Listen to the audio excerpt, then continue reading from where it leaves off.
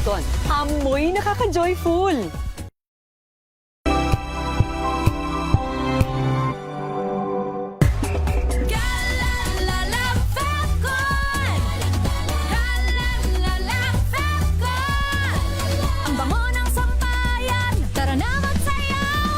Fabton, amoy nakaka-joyful.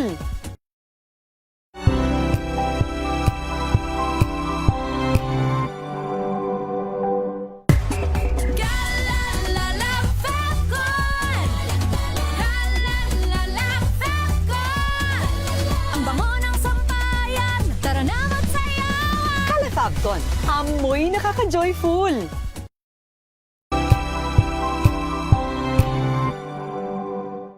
Bunsod ng naitalang 17 individual na ang kanilang naaresto. Ng Metro Manila Development Authority o MMDA ang No Contact Apprehension Policy o NCAP sa Metro Manila. Sa ang ilang mga dokumento ay peke. Hindi rin legal ang employment na ipinangako sa kanila. Sa mata ng batas, mananagot ang sangkot at may sala. Dahil sa bawat paglabag, may karampatang parusa. Alamin ang mga pananagutan sa likod ng mga bawal. Dito sa Hoy! Bawal Yan! Tuwing Sabado, alas 11:30 ng umaga. Dito lang sa DZRH TV.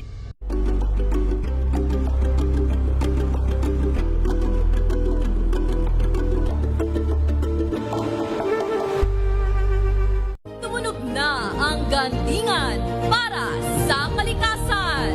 Ang nagkamit ng parangal bilang Best News Anchor ay walang iba kundi si Angelo Palmones ng Magandang Umaga Pilipinas, DZRH Radio 666 kHz.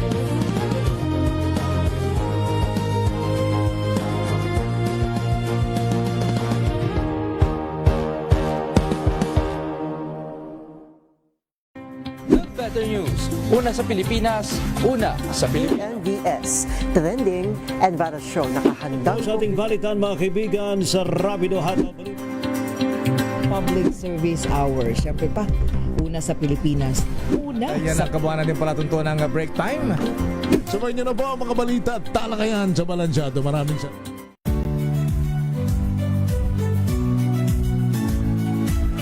Magandang araw mga kaibigan. Ito po ang inyong balerina ng bayan, si Lisa Makuhay Lizalde, na nag-aanyaya sa inyong samahan kami at ang aming mga espesyal na panauhin para sa kalahating oras ng masayang kwentuhan sa aming programang Art to Art, kung saan ang usapang sining at kultura ay para sa lahat. Huwag kaliligtaan, tuwing linggo, alas 3:30 ng hapon, dito lamang sa DZRH Radio, DZRH TV, at via online streaming.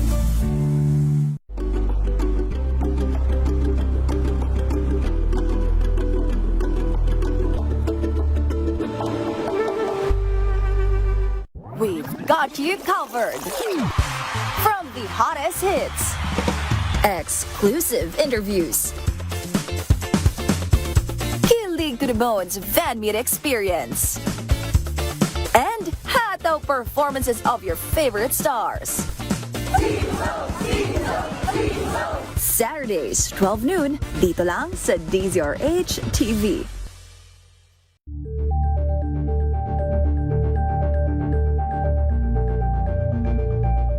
Curious ka ba sa maraming bagay? Kami na ang bahala dyan. Aalamin, tutuklasin at bibigyang linaw namin ang mga katanungang bumabagabag sa inyong isipan. Sa programa kung saan ang bawat sagot ay galing lamang sa mga eksperto.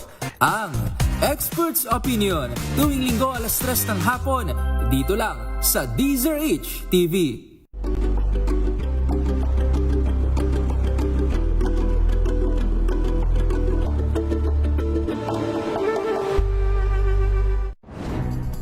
Good vibes ang hanap mo? Dito ka na sa sigurado! Mula sa mga istoryang nagbibigay ng inspirasyon hanggang sa mga kwentong may dalang solusyon. Mga balitang pampagaan, pakiramdam at pampaganda ng araw. Hindi lang ba sa good news, kundi the better news. Mula Lunes hanggang Biyernes, 1:00 ng tanghali sa DZRH TV. Samahan niyo po ako hanggang 7:30 ng gabi.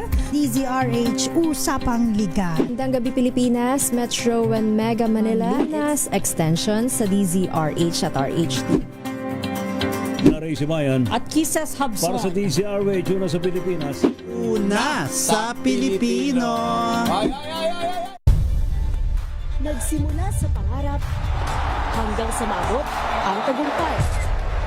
Iba't ibang kwento, iba't ibang mukha ng atletang Pilipino.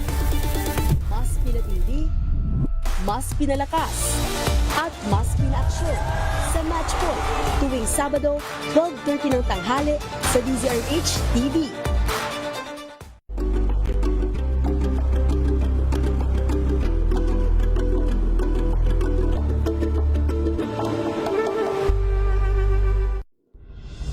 Tuloy-tuloy ang pagtulong, tuloy-tuloy ang pagseserbisyo at tuloy-tuloy ang balitaan kasama si May Binauhan sa Operation Tulong mula Lunes hanggang Biyernes.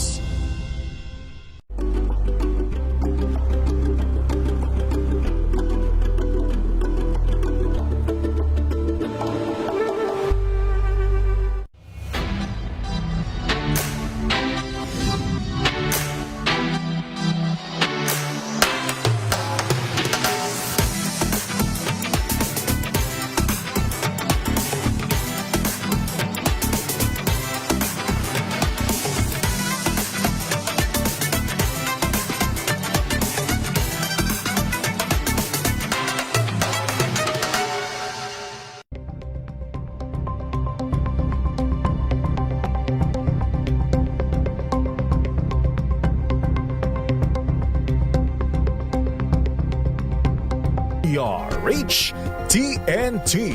Tomorrow's News Tonight. Mga balitang binabantayan, mga balitang ayaw tigilan ng intriga, mga balitang patuloy ang pagbabago. Malalaman na tonight with Ray Sibayan. Kisses Habson. TNT. Tomorrow's News Tonight.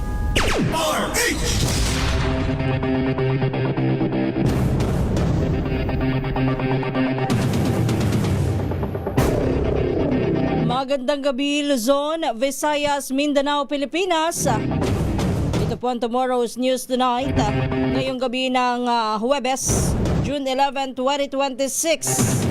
Sa ating headlines, Philippine National Police naka-full alert na para sa pagdiriwang ng Araw ng Kalayaan. 20 individual ipinasapina na ng CIDG kaugnay ng trahedya sa Dipakulaw, Aurora. Dating Governor Chavit Singson laya na matapos magpiyansa sa kasong cyber libel. Singil sa kuryente ng Meralco ngayong buwan, naku, tataas. Website ng Senado nahack. Unang batch ng private prosecutors na tutulong sa taguusig ng Kamara sa impeachment trial ni VP Sara, inanunsyo na. Pangulong Bongbong Marcos biyaheng Russia sa susunod na linggo. Death toll sa malakas na lindol sa Mindanao sumampa na sa 47. At sa TNT Global News, social media access ng mga kabataang 16 anyos pababa balak ding higpitan sa Canada.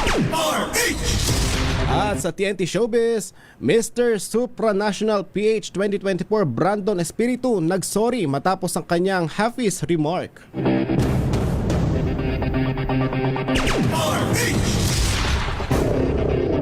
Yan po ang ulo ng ating mga balita.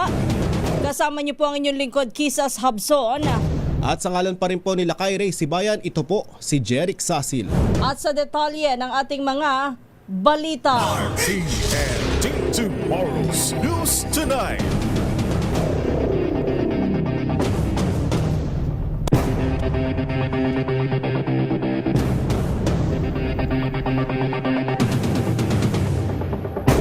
Naka-full alert na ang Philippine National Police simula ngayong hapon hanggang bukas June 12.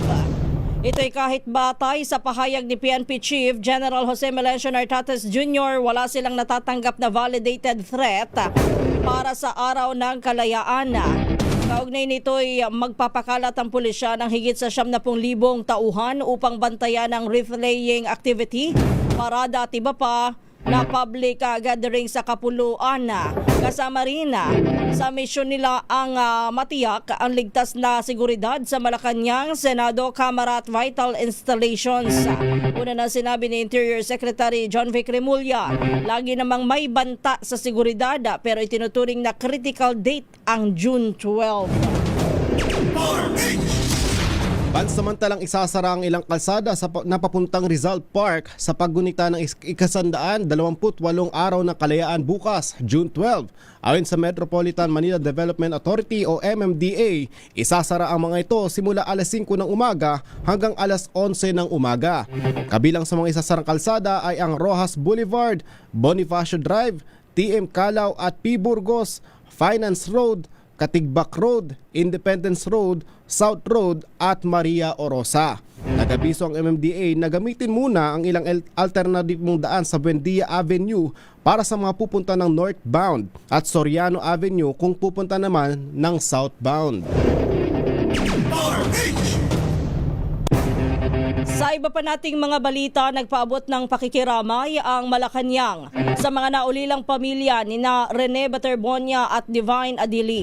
Ayon kay Palace Press Officer Claire Castro, nais ni Pangulong Bongbong Marcos Jr. na agarang imbestigahan ang pagkamatay ng 2 student athletes ng Ateneo de Manila.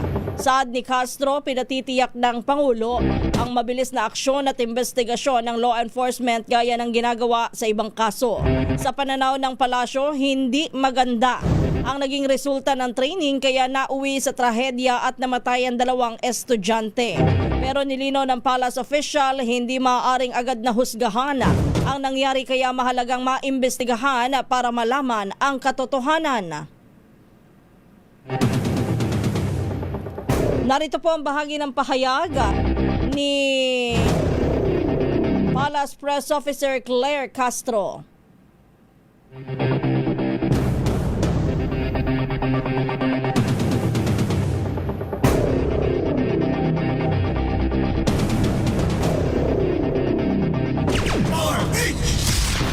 Nasaan na? Anyway, yan na lang po muna, no? Mamaya na lang yung pahayag ng palasyo. Samantala, nagpalabas na ng subpoena ang PNP Criminal Investigation and Detection Group o CIDG laban sa 20 individual kaugnay ng trahedya sa team building ng Ateneo Blue Eagles sa Dipakulaw, Aurora. Ayon kay CIDG Director Police Major General Robert Alexander Morico II, sakop ng ipinadalang subpoena ang mga manlalaro, mga coach, may-ari ng resort at maging ang bus driver na naroon mismo sa araw ng insidente. Layunin ng hakbang na ito na matukoy kung sino ang may direktang criminal liability sa pagkasawi ng mga basketballistang sina Rene Baterbonia at Divine Adili habang isinasagawa ang naturang training. Kinumpirma rin ni Morico na mayroon na silang natukoy na mga person of interest sa kaso, bagaman hindi muna nito pinangalanan o tinukoy kung ilan sa mga pinasabpina ang itinuturing na POI habang nagpapatuloy ang investigasyon.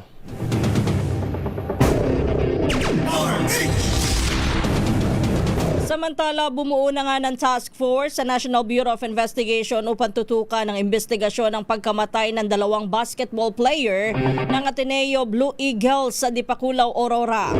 Ayon sa NBI, iimbestigahan ng task force ang lahat ng anggulo sa pagkalunod ni Rene Baterbonia at Divine Adili noong June 8 na nangyari sa team building activity.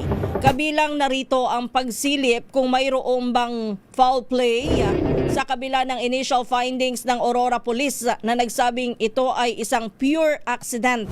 Ipinaliwanag naman ng kawanihan ang kawalan ng foul play ay hindi nangangahulugan na walang negligence o kapabayaan sa pagkasawi ng mga manlalaro. Tiniyak naman ng ahensya ang isang malalim patas at transparent na investigasyon kasama na ang panawagan ng publiko na iwasan muna ang anumang espekulasyon. Ipinatawag ng Department of Labor ang kontrobersyal na coach ng Ateneo de Manila University basketball team. Ginawa ni DOLE Secretary Francis Tolentino ang hakbang sa layunin na matukoy kung si Tab Baldwin ay nag-iingat ng alien employment permit. Sinabi ng kalihim na inisyuhan ng show cause order si Baldwin upang sumipot sa opisina sa Lunes, June 15. Sa ilalim ng Labor Code, ipinaliwanag ni Tolentino na ang foreign national na nagtatrabaho dito sa Pilipinas ay obligadong kumuha ng alien employment permit. Ang 8 taong gulang na si Baldwin ay head coach ng Ateneo Blue Eagles simula pa yan noong 2016 at naging pinuno din ng Gilas Pilipinas Youth National Basketball Program. Siya ay pinagpapaliwanag sa magkalunod at pagkasawi ng 2 players sa kanilang ginanap na team building sa isang resort sa Dipakulaw, Aurora.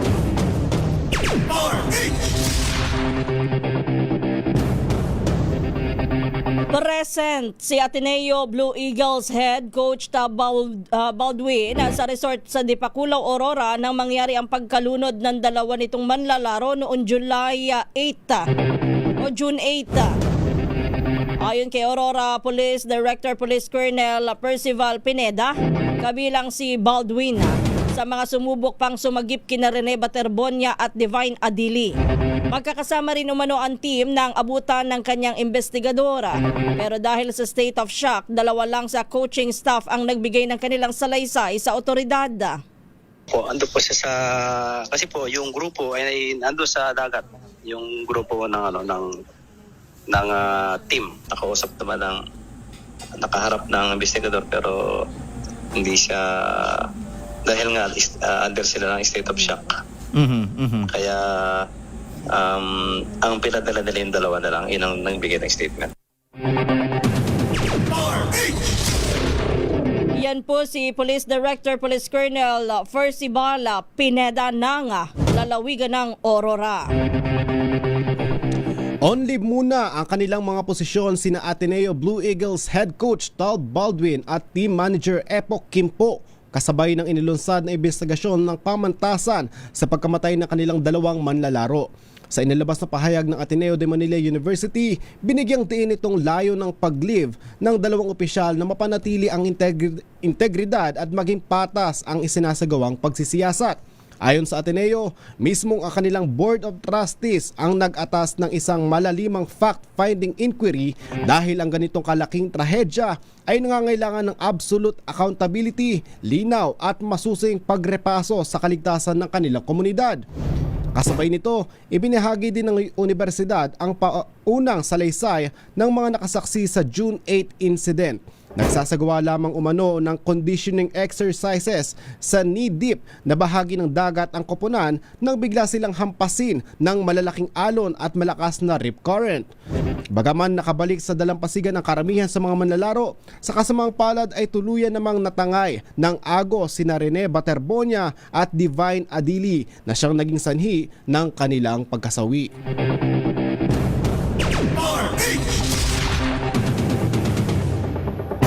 Samantala, natanggap na ng Department of Justice ngayong hapon ang hirit na Immigration Lookout Bulletin Order o ILBO laban kay Ateneo Head Coach Tab Baldwin. Ayon kay Justice Spokesperson Attorney Polo Martinez, nagmula ang naturang request sa PNP-CIDG at kay Attorney Israelito Teriona. Pagtiyak naman ng DOJ sasailalim sa parehong proseso at pamantayan ng naturang ILBO request gaya ng iba pang natatanggap ng ahensya. Nilinaw din ni Martinez na ang pagpapalabas ng ILBO ay hindi nakadepende sa nasyonalidad. Maaari itong i-apply sa sino mang individual na sumasa ilalim sa investigasyon sa Pilipinas basta't sumusunod sa mga naaangkop na alituntunin at requirements. Nagpakita na sa kauna-unahang pagkakataon sa publiko si Ateneo Blue Eagles head coach Tab Baldwin matapos ang trahedyang ikinasawi ng kanyang 2 manlalaro na sina Rene Baterbonia at Divine Adili. Dumalo si Baldwin sa ginanap na candlelighting vigil sa Zen Garden sa loob ng Ateneo de Manila University ngayong araw para makiramay sa mga pumanaw na atleta. Ito ang unang labas ni Baldwin sa publiko matapos siyang batikusin ng mga netizens dahil sa kanyang pananahimik.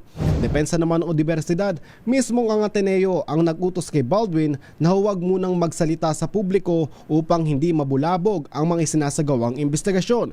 Kasalukuyang on leave sa kanyang posisyon si Baldwin kasama ang team manager na si Epok Kimpo habang gumugulong ang pagsisiyasat ng pamantasan sa nangyayari. Alas 9:25, nagpaabot na rin ng pakikiramay ang DSWD sa naulilang pamilya at mahal sa buhay na nasawing Ateneo student basketball player na si Rene Baterbonia. Sa Facebook post ng ahensya, inilutang nila na si Rene ay dating benepisaryo ng Pantawid Pamilyang Pilipino Program o 4Ps. Nakalis sa programa ang Baterbonia family matapos na bumuti ang kalagayan at pag-angat ng antas ng pamumuhay ng kanilang pamilya dahil na rin sa pagsisikap ni Rene. Kaya naman kaisa ng DSWD sa panalangin para sa kapayapaan ng kaluluwa ni Rene at paghingi ng lakas sa kapanatagan at katatagan para sa mga naulilang pamilya.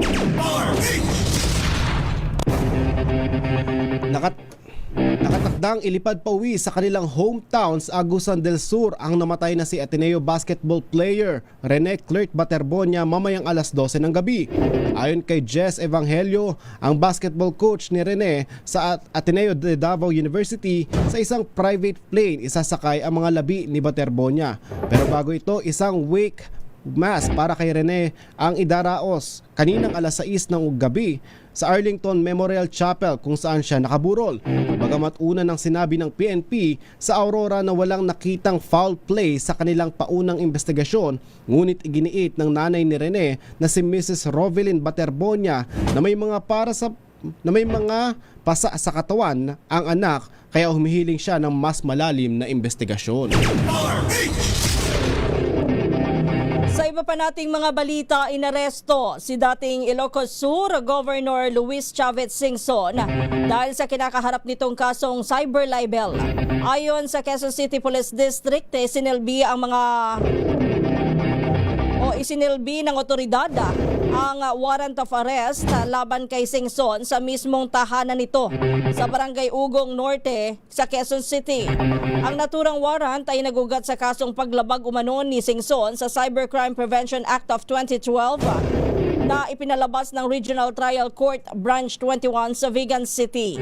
Gayunman, agad ding nakalaya si Singson mula sa kustudiya ng QCPD Police Station 12 matapos na magpiyansa at maglagak po ng cash bond na nagkakahalaga ng 60,000 pesos. Mataas na naman ang singil sa Meralco ngayong buwan. Ayon sa kumpanya, halos 15 sentimos bawat kilowatt per hour ang magiging increase sa power rate ngayong Hunyo. Nangangahulugan na ang mga kumukonsumo ng 200 kilowatt per hour ay magbabayad ng karagdagang 29.76 pesos. Ipinaliwanag ng Meralco na ang pinakabagong adjustment ay resulta ng mataas na generation charge.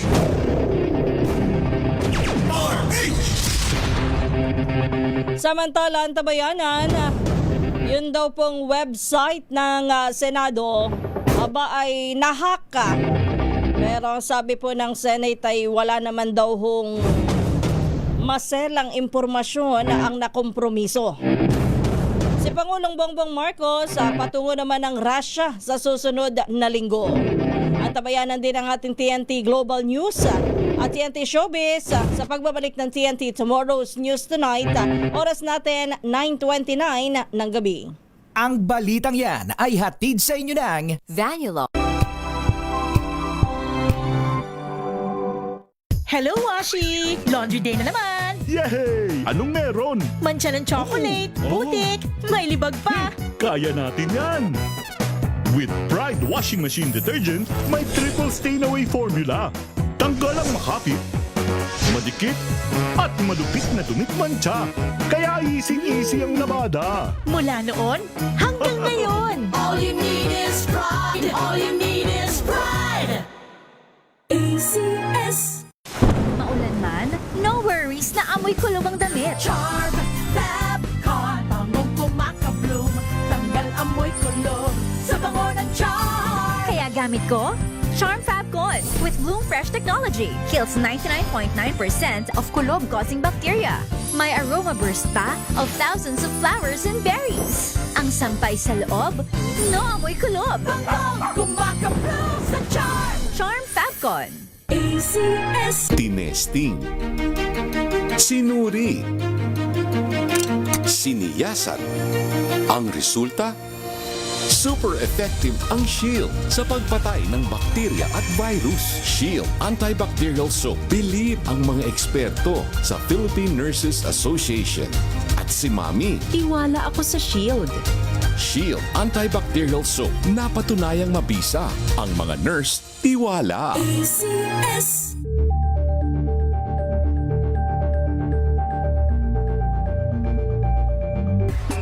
Galalala Fabcon! Galalala Fabcon!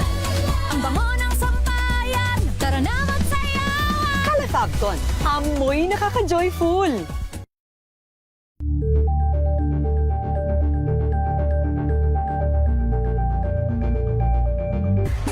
Galalala Fabcon!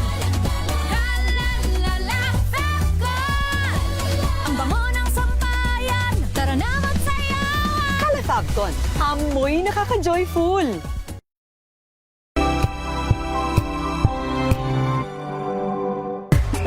Galalala Fabcon! Galalala Fabcon! Ang bango ng sampayan, tara na magsayawan! Kala Fabcon, amoy nakaka-joyful.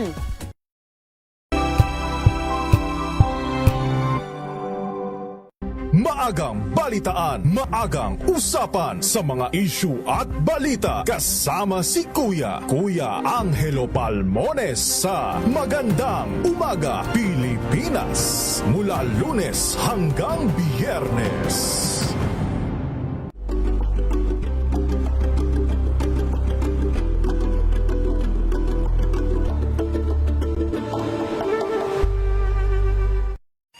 Mga balitang gigising sa inyong umaga. Mga balitang kailangan mong malaman. Mapapakinggan sa ACS Balita sa 2x2. Kasama sina Anthony Taberna at Jerry Baha. Lunes hanggang Biyernes.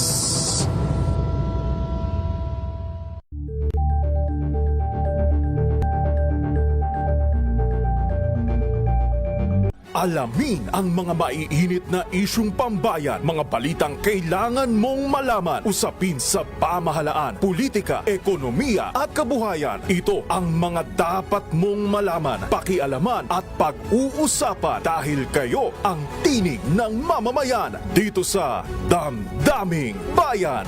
Live sa DZRH Radio, DZRH TV at DZRH Digital. Kasama sina Lakay, Deo Macalma at Elaine Apit. Araw-araw, Lunes hanggang Biyernes. Damdaming Bayan.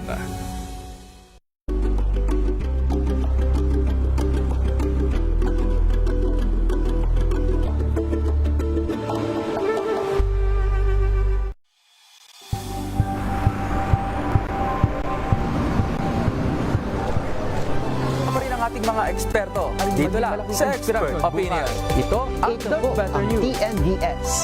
Trending and viral show. Kwento, iba't ibang anggulo. Dito sa Point. Bawat pananagutan ating tatalakayin dito sa Hoy. Bawal yan. Pilipino, dito lang sa DZRH. Match up entertainment and lifestyle. Ito ang NBC TV Network News. Una sa Pilipinas, una sa Pilipino.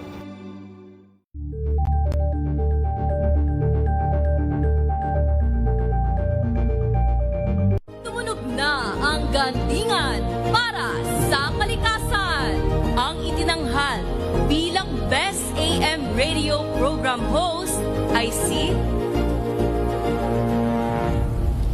Cesar Chavez para sa special on Saturday ng DZRH.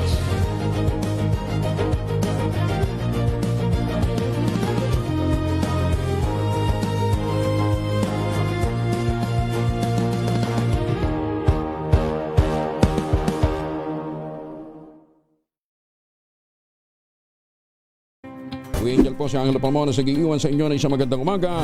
Maraming salamat. Life goes on! Nine, good morning, Lakay. Good morning, Sister At good morning. Magandang mainit na umaga. Kuya Angel po si Angelo Palmona sa giiwan sa inyo na isang magandang umaga.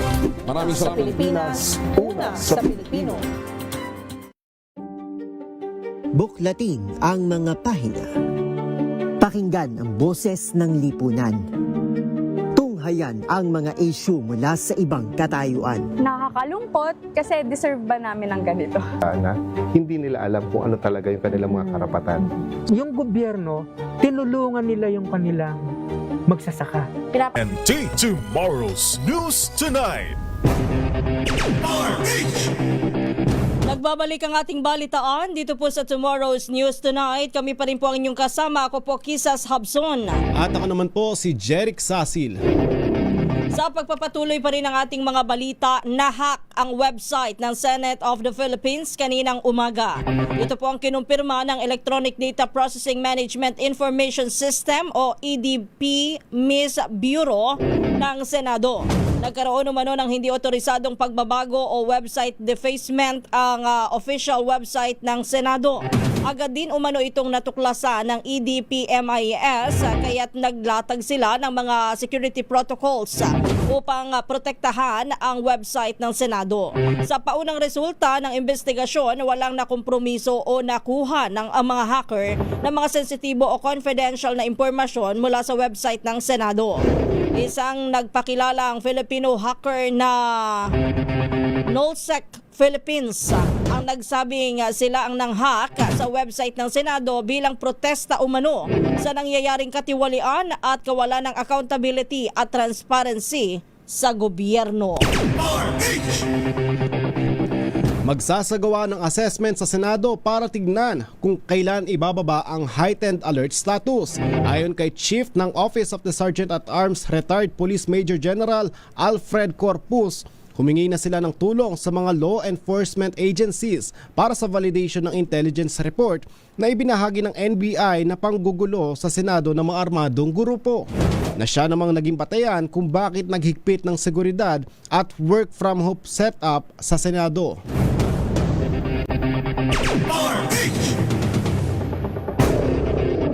Pinangalanan ng House Prosecution Panel ang unang batch ng mga private prosecutors na voluntaryong tutulong sa gaganaping impeachment trial laban kay Vice President Sara Duterte. Inanunsyo ni House Lead Prosecutor Jervil Luistro ang listahan ng mga pribadong abogado mula sa 3 kilalang law firms na magsisilbing pro bono o libreng katuwang ng 11-man House Prosecution Team mula sa PECA Bar Law Office. Kabilang po sa mga tutulong sina Attorney Marforth Fua, Attorney James Brian Ibrahim Ali, gayon din si Attorney Erwin Matib at si Attorney Justin Ann Lamarca. Kasama rin ang Kapunan and Castillo Law Office sa pamumuno ni Attorney Lorna Kapunan, kasama sina Attorney Sonia Margarita Benemerito Castillo. Gayon din si Attorney Diana Melissa Lorenzo Singian at si Attorney Lino Chris Kapunan at Attorney Bettina Zamora. Habang ang Sapayan Lim Alvarez at Ligutan o Saligal ay pamumunuan naman ni Attorney Amando Vergil Ligutan na siya ring tumatayong legal counsel ng mga complainants sa ikatlong impeachment complaints laban sa Vice Presidente. Ayon pa kay Luistro, marami pa ang mga abogado na nagpahayag ng kagustuhan na tumulong dahil sa paniniwalang malakas ang kanilang kaso upang mapanagot si Vice President Sara Duterte. Samantala, PPA o Philippine Ports Authority nagtalaga ng alternatibong daungan. Prioridad ang pagdaan sa mga relief goods matapos ang lindol sa Mindanao. Ang detalye sa report ni RH27 Noche Cacas. Jeric Kises, naglagay ng alternatibong daungan ang Philippine Ports Authority o PPA para sa mga relief goods. Inalaga ni PPA General Manager Jay Santiago ang Port of Malalag sa Davao del Sur pansamantalang alternatibong pantalan habang sumasailalim sa masusing structural integrity assessment ang Port of General Santos kasunod ng malakas na lindol na tumama sa Mindanao. Ang direktiba ni Santiago ay matapos ang pagbisita ni DOTR Acting Secretary Giovanni Lopez at GM Santiago sa mga pantalan sa Suksajen. Agad na ipinanukala na tiyaking tuloy-tuloy ang paggalaw ng mga kargamento at pasahero sa kabila ng temporary suspension ng Port of General Santos upang bigyang daan ang comprehensive inspection at technical assessment sa kaligtasan at integridad ng mga pasilidad. Din ni GM Santiago na magtuloy-tuloy ang daloy ng transportasyon at kalakalan sa rehiyon kasabay ng pagtitiyak sa kaligtasan ng publiko. Aris 27, Notikakas BCRA, una sa Pilipinas, una sa Pilipino. Maraming salamat, Noche. Samantala, dumako naman tayo sa Quezon City kung nasaan yung burol ni Rene Baterbonia. Akala ko ba ay, alamin nga natin kay Edwin Duque, akala ko ay ngayong gabi ay ililipad na ito. Tuloy pa ba? Alamin nga natin, RH23 Edwin Duque. Tama, Kisses, at nailabas na, pero ngayon pa naman yan. Edwin, maganda sana yung ire-report mo, kaya lang medyo pihit ka ng kaunti at adjust ng kaunti dun sa mic piece mo. Malabo eh. Kisses. Yan. Yan, binobog na iba't ibang personalidad. Ang huling labay ng varsity player na si Benny Kurt Baterbonia dito sa Arlington, sa Quezon City. Hindi umalis itong si Silver Robina Patilla sa loob ng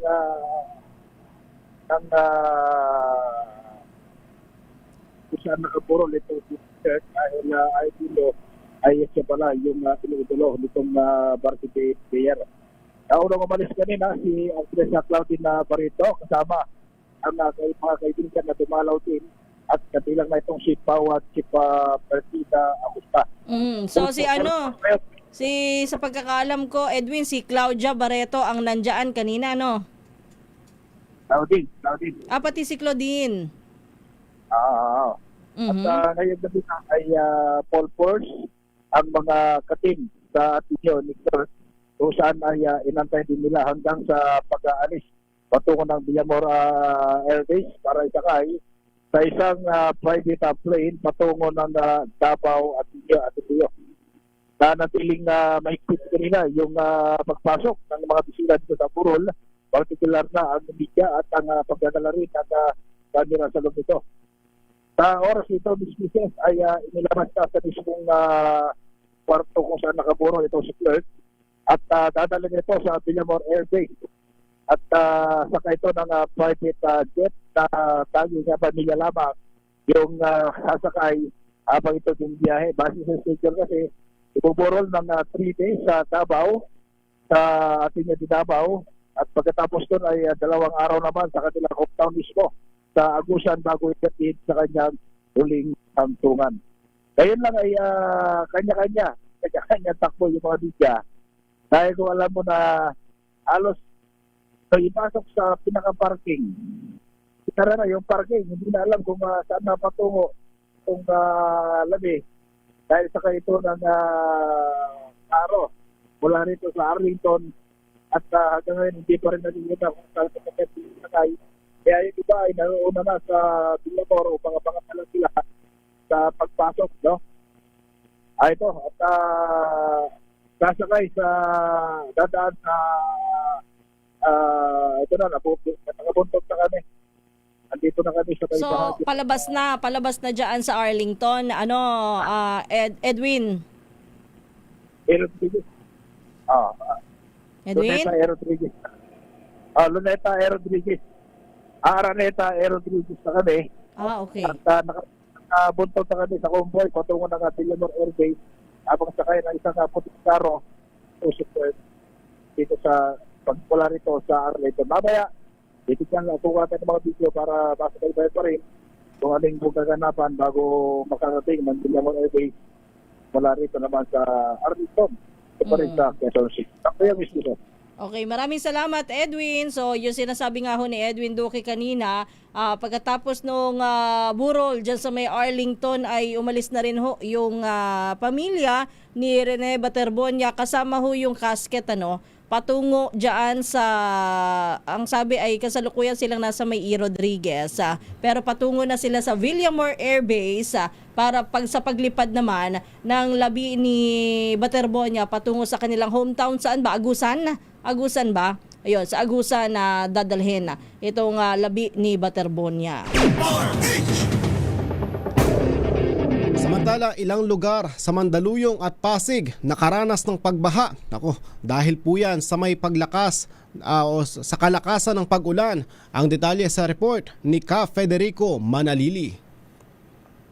Yes, Jerica at Miss Kisses, dahil nga sa may kalakasang pagbuhos ng ulan, nakaranas nga ang pagbaha itong dalawang lungsod, particularly Mandaluyong at Pasig. Mas maltinding binaha itong area ng As of nito, binigay ng detalye ng MMDA, ganap ng alas 8:45 nga.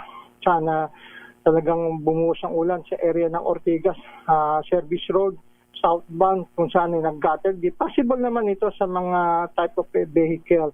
At nag-subside nga to ganap na mga alas 8:45 rin lamang. Mabilis lamang ito Miss Cases. At ganun din sa Pasig, dito sa area ng C5 Ortigas Service Road, dito sa area ng Bali Verde 6 southbound, kung saan nag-gutter deep din ang naranasan at naging possible naman to at nag-subside ganap na alas 8:13 ngayong gabi din. Sa may area naman ng C5 Tiendesitas, northbound at southbound, kung saan hanggang kalahati ng tuhod nga ang taas nga ng baha, kaya ito hindi na pinaraan not possible nga sa mga light vehicle. Ngunit subside dito ngayong mag-aalas 9 nga ng gabi kasamang kisis at wala na. At nadaanan na rin naman to yung mga nabanggit na lugar. Wala pang ibigay na anunsyo yung mga MMDA kung saan pang area. Pero dito sa Malabon at area ng Caloocan kasamang kisis nakaranas din na may mga malalaking patak lamang ng ulan, ngunit hindi naman nagtuloy-tuloy yung malakas na buhos ng ulan. Sa ating report nga ito, mabilis lang habol natin ito. Matagumpay nga na-aresto sa magkatuwang na operasyon ng mga otoridad ng Giginto at Bulacan Provincial Intelligence Unit ang isang suspect na nagbebenta ng illegal na baril pasado alauna ng hapon sa may area ng Barangay Tabang, Giginto, Bulacan. Kinilala ni Police Major Mark Anthony Tiongson ng Provincial Intelligence Unit ang arestado suspect na si alias 49 anyos at residente rin ng banggit na lugar. Batay sa ulat ng tanggap ni Police Colonel J. Baybayan, Provincial Director ng Bulacan, kung saan isang impormasyon ng tanggap nga ng mga otoridad na isang lalaki ang nagbebenta nga ng baril. At may kasama pa na sinasabing may mga magazine agad kinasa ang operasyon. Isang otoridad mismo ang tumayong bibili nga ng baril at napagkasunduan sa area din na iaabot nga yung binibili. At nang mayabot nga itong binibentang baril, agad inaresto ng mga ibang otoridad sa lugar na kasama ang mga intelligence unit. Nasamsa mismo sa suspect ang isang caliber 45 pistol at 2 magazine at parahitang mga loaded ng bala na tig-3. Ngayon nakapit na sa custodial facility ang arestadong suspect habang itinaharap sa kasong RA 10591. Federico Manalili para sa DZRH, una sa Pilipinas, una sa Pilipino. Samantala, napapanahon ng pag-isipan ang pagpapatupad ng law enforcement operation sa Bajo de Masinloc o Panatag Shoal upang maalis ang nadiskubring moving structure ng China sa loob ng bahura. Yan ang inilutang ng maritime law expert na si Professor J. Batongbakal sa gitna ng patuloy na pagmamatigas ng China na sila ang may jurisdiction sa fishing ground na nasa loob ng Philippine Exclusive Economic Zone. Sa panayam ng DZRH, ginit ni Batongbakal, may sinasandalang batas ang bansa upang magsagawa ng tinatawag niyang self-defense. So, meron din tayong choice, medyo dangerous man o medyo critical man, no, to invoke yung self-defense ng ating territory, no? Ayun. Kaya nga very serious ang ginagawa nila yan, no? Dati nung 1970s and 80s pinapasabog lang natin yung mga nakikita nating struktura diyan sa Scarborough at sa Kalayaan, no? Baka kailangan nating pag-isipan ngayon kung kailangan nating gawin uli 'yon, no? Samantala, Aminado naman si Batumbakal na hindi magiging madali ang mungkahi na gawin o mungkahing gawain noong ng gobyerno ng mga panahon ng dekada 70. Ito ay dahil sa nang kinumpirma po ni AFP Chief of Staff General Romeo Browner Jr. Na may mga tao sa ibabaw ng 6x6 structure. Kung hahatakin man ang mga ito'y sinabi po ni Batumbakal na magiging pahirapan ang pagpasok sa mababaw na Scarborough Shoal at posibleng pagmula ng panibagong komplikasyon. Meron tayong sadsad na barko pero mas marami sila ngayong kapaligid at magiging situation yan katulad nung sa BRP Sierra Madre, no? Baka mamaya magwala na naman sila, no? Palabas na naman nila yung mga Coast Guard nilang walang disiplina. Talagang yung potential na magkaroon ng escalation at lumala ang gulo ay malaki, no? Yan po ang bahagi ng pahayag ni Professor J. Batumbakal. Samantala, lilipad patungong Kazan, Russia si Pangulong Ferdinand Marcos Jr. sa darating na June 17 hanggang 18. Sa press briefing, inanunsyo ni Palace Press Officer Claire Castro ang kumpirmasyon ng Department of Foreign Affairs na dadalawang Pangulo sa ASEAN-Russia Commemorative Summit. Ayon kay Castro, bilang kasalukuyang chairman ng ASEAN ay tututukan at susuriin ni Pangulong Marcos ang estado ng kooperasyon ng rehiyon sa bansang Russia. Sa ngayon ay wala pang inilalabas na detalye ang Malacanang kung magkakaroon ng bilateral meeting si Pangulong Marcos at si Russian President Vladimir Putin sa naturang biyahe. Bilang ASEAN Chair, ang Pilipinas, pangungunahan natin ang pagsusuri sa naging takbo ng ating kooperasyon at relasyon sa Russia. Kasama rin dito ang pagtatalakay sa mga susunod na hakbang upang higit pang mapalalim at mapalawak ang ugnayan ng Pilipinas at Russia at ng ASEAN. Yan po ang tinig ni Palace Press Officer Claire Castro. Umabot na sa higit 3,000 ang naitalang aftershock sa Mindanao kasunod ng pagyanig ng magnitude 7.8 na lindol sa Maasim, Sarangani. Sa ayon sa PHIVOLCS, aabot po sa 6.4 magnitude ang pinakamalakas na aftershocks. 700 na po ang naitalang aftershocks ang natuntun na ang lokasyon habang 61 naman ang naramdaman. Una nang sinabi ng PHIVOLCS, posibleng maramdaman ang mga aftershock hanggang sa loob ng isang buwan. Umabot na sa 47 ang bilang ng mga napaulat na nasawi dahil sa pagyanig ng magnitude 7.8 na lindol sa Maasim, Sarangani. Sa panayam ng DZRH kay Assistant Secretary Rafi Alejandro, Deputy Administrator ng Office of the Civil Defense, sinabi nitong mula sa GLAN ang 2 karagdagan sa mga nasawi. Nadagdagan din ang bilang ng mga nawawala mula sa 17 ay umabot na sa 31 ngayong araw ng Huwebes, habang aabot naman sa higit sa 660 ang bilang ng mga nasaktan kasunod ng lindol. Ayon kay Alejandro, higit sa 75,000 pamilya ang apektado ng kalamidad sa 291 ng mga barangay sa Region 11, 12 at BARM. Sa ngayon, aabot na sa 666.5 milyon ang halaga ng pinsala sa mga infrastruktura kasunod ng lindol. TNT Top News Trending Worldwide. Sa TNT Global News, social media access ng mga kabataang 16 ang edad pababa, balak daw pong higpitan ng Canada. Ibalita mo yan, Wina Pearl Hesoro. Target ng bansang Canada na ipagbawal ang pagkakaroon ng social media accounts ng mga kabataan edad 16 years old and below.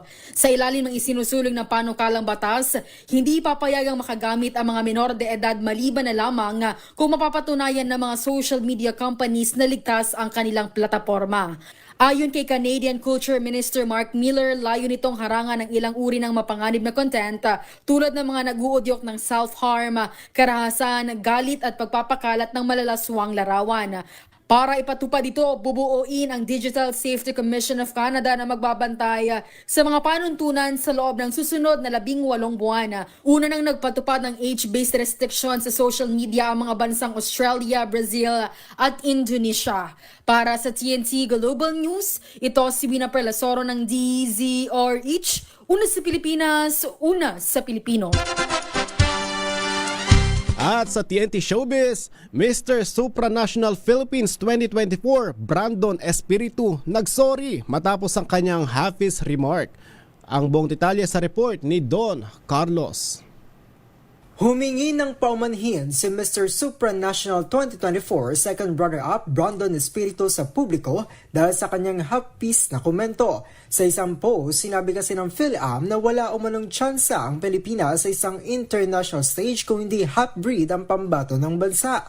Agad namang umani yan ng komento mula sa iba't ibang personalidad tulad nila Michael Cinco, Stacy Daniela Gabriel, Teresita Wendell Marquez, Samantha Bernardo, Eliana Maria Aduana at iba pang nagrepresenta sa Pilipinas.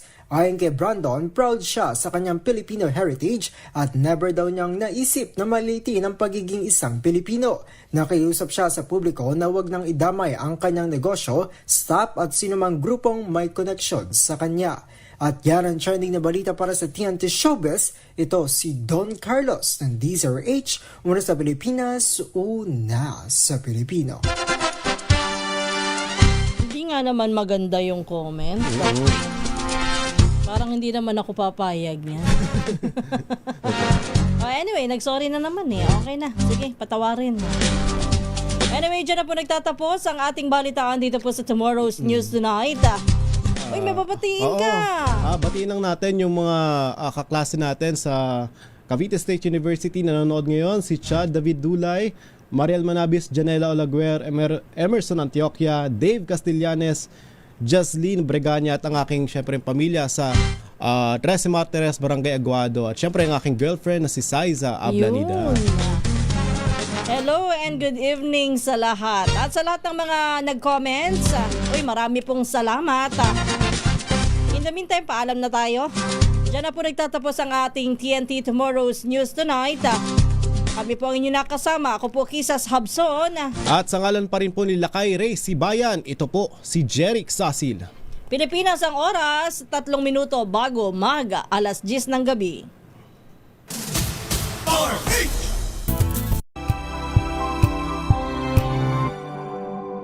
Sa loob ng 86 na taon, DZRH ang naging kaagapay ng mga Pilipino sa balita, sa serbisyo at sa bawat kwento. 86 na taon ng tiwala at sa mga darating pang taon, mas pinalakas at mas pinagtibay para sa Pilipino. DZRH, una sa Pilipinas, una sa Pilipino. Serbisyong tapat sa'yo, DZRH.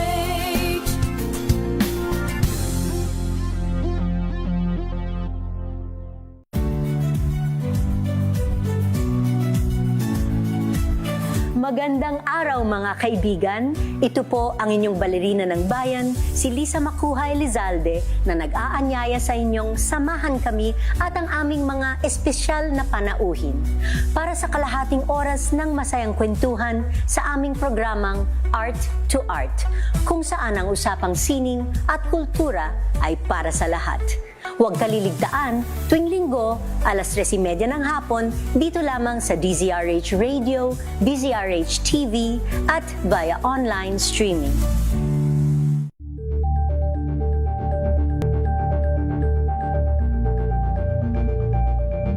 We've got you covered.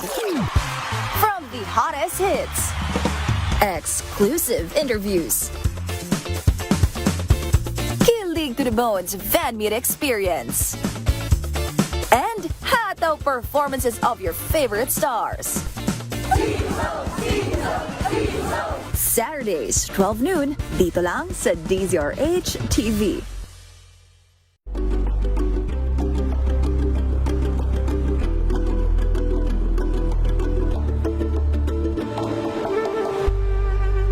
Curious ka ba sa maraming bagay? Kami na ang bahala dyan.